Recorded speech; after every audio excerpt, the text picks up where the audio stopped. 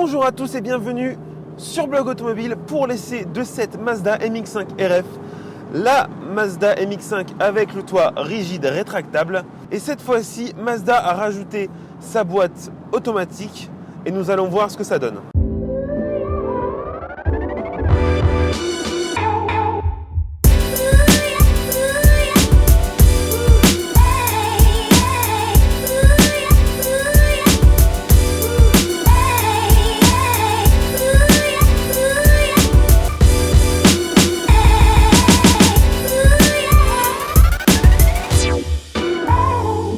Alors la Mazda MX-5 sur le blog, on la connaît, on l'a essayé en long, en large, en travers.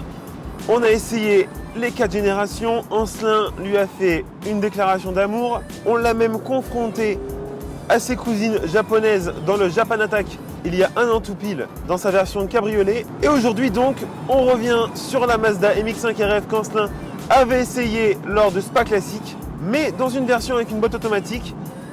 Et franchement, je dois vous le dire, c'est pas vraiment la folie.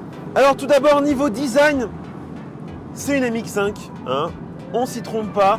Petite voiture, basse, on sent tout de suite la légèreté. Elle est adorable, elle est vraiment magnifique. Moi, personnellement, à mon goût, je la trouve vraiment super mignonne. C'est vraiment une petite voiture topissime. L'ajout de ce toit rigide rétractable ne va pas vraiment à l'encontre de cette philosophie Light is Right de la MX-5 parce qu'on n'a que 50 kg de plus. Vous allez me dire 50 kg c'est beaucoup, mais c'est pas vraiment énorme pour un toit rigide rétractable. Surtout avec le mécanisme qui est vraiment très joli à voir. Donc vraiment pour l'hiver, je trouve pas ça totalement absurde d'acheter une MX-5 RF. Alors comme vous pouvez voir, c'est vraiment très joli, c'est vraiment beau, c'est minimaliste à l'intérieur, mais c'est beau. On a 2 beaux sièges cuir, on a une console centrale plutôt succincte, petite, minimaliste, mais vraiment jolie. On a ces 3 compteurs avec au centre le contour comme une fameuse marque allemande. On a ce petit écran GPS multimédia qui vraiment n'est pas la folie, mais c'est pas vraiment ce qu'on cherche dans une MX-5. Donc vraiment, c'est pas un gros problème. Le petit volant est vraiment super sympa. J'aurais peut-être préféré une jante un poil plus épaisse, mais il est vraiment bien, il tient bien en main. C'est gainé de cuir, c'est vraiment sympa. Les petites touches sont assez fonctionnelles. Et donc, on est dans une version boîte automatique. On a donc 2 palettes derrière le volant, mais j'y reviendrai un peu plus tard. Alors, vraiment, le bon point de la MX-5, ça on pourra le dire toujours, que ça soit une boîte automatique ou une boîte mécanique, c'est la position de conduite. On est assis au ras du sol, on a les fesses contre le train arrière, les jambes sur le train avant. On fait vraiment corps avec la voiture et ça c'est un vrai plaisir. Et donc cette voiture est équipée d'une boîte automatique. Je repoussais jusqu'à là le fait d'en parler, mais Gabriel dans son essai en a parlé. J'ai voulu voir par moi-même ce que ça donnait et vraiment c'est pas vraiment la joie. Très sincèrement, on est dans une voiture qui est vraiment plus faite pour le cruising que pour la conduite un tantinet sportive. Lorsqu'il y a un an, j'ai essayé la MX-5 version cabriolet en boîte mécanique. Cette boîte mécanique m'a juste fait halluciner. Elle est vraiment dingueissime. On a des petits débattements, un verrouillage super franc, une super boîte de vitesse. J'ai pas essayé de Porsche, etc. On m'a toujours dit que les boîtes mécaniques chez Porsche étaient vraiment topissimes. Je pense que la MX-5 fait partie des meilleures boîtes mécaniques du monde. Je pèse mes mots, du monde. Et donc là, Mazda lui ajoute une boîte automatique. Et bah vraiment, pourquoi vous avez fait ça? Vraiment, pourquoi vous avez fait ça? Vous avez tué l'esprit de la MX-5 à mes yeux. On n'est plus dans la voiture plaisir sportive, on est dans la voiture cruising. Vraiment, la voiture a été transformée, transfigurée. Et c'est vraiment dommage parce que vraiment ce qui faisait le plaisir d'avoir la MX-5, de pouvoir passer les rapports de cette boîte mécanique, bah je l'ai plus du tout. Et ça perd son charme, franchement ça perd vraiment de son charme. Après, c'est vrai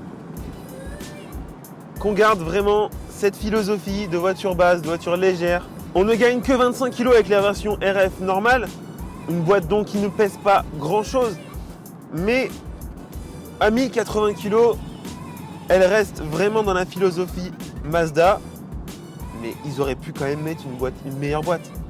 La boîte Aisin, donc on a une boîte 6 vitesses, est vraiment lente, et elle me rappelle en fait la boîte que j'avais pu essayer sur sa cousine, la 124 Abarth, vraiment dans la façon d'être lente, de galérer un petit peu, de patiner.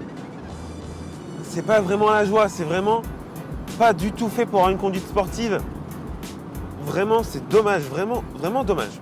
Alors vous allez me dire, il y a un mode sport. Ouais, mais ce mode sport, très clairement, à part augmenter la réponse de l'accélérateur, il donne pas grand chose. On peut aussi passer en boîte séquentielle et jouer avec les palettes ou avec le levier de vitesse, mais on perd tout le charme on perd tout le charme de la voiture, quoi.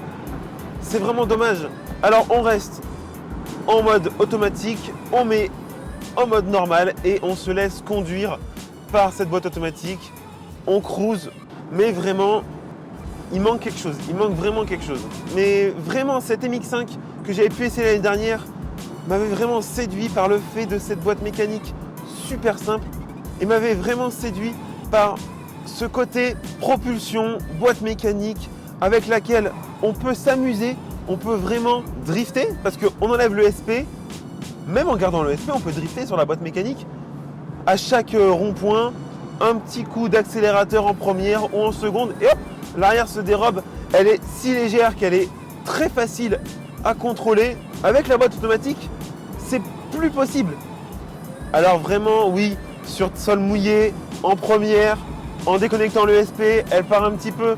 Mais il n'y a plus ce plaisir de jouer avec l'embrayage et tout, de se faire plaisir. Non, non, c'est plus là. On perd l'esprit MX5, vraiment. Alors certains diront que l'esprit MX5, c'est aussi le fait de rouler les chevaux au vent, sans sportivité, vraiment sans aller vite.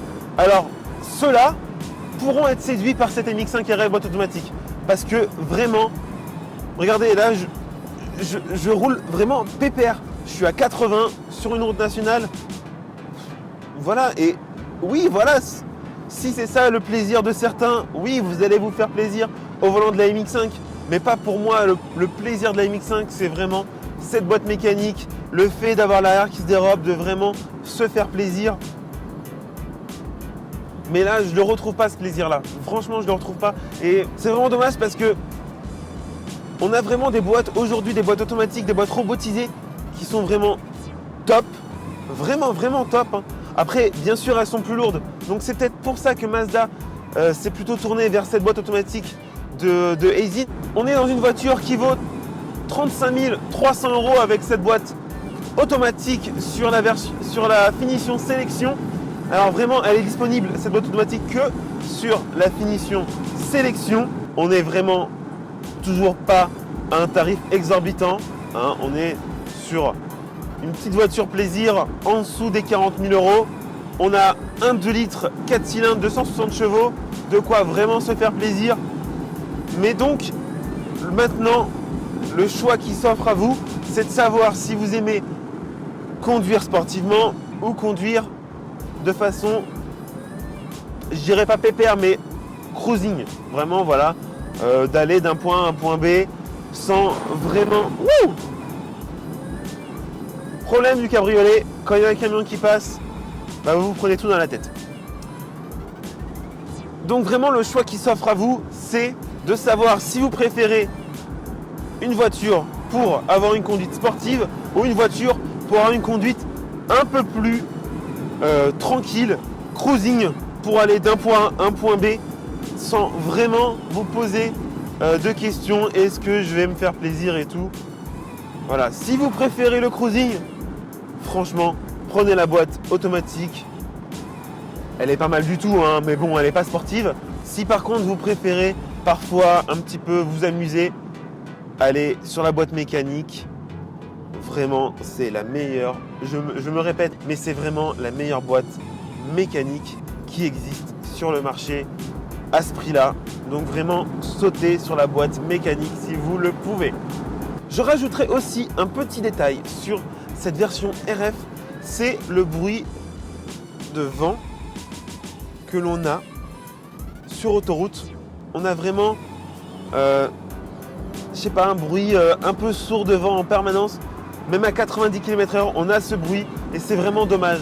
Vraiment, ils auraient peut-être pu faire un petit effort sur cette version qui est un tantinet plus confort de cette MX5.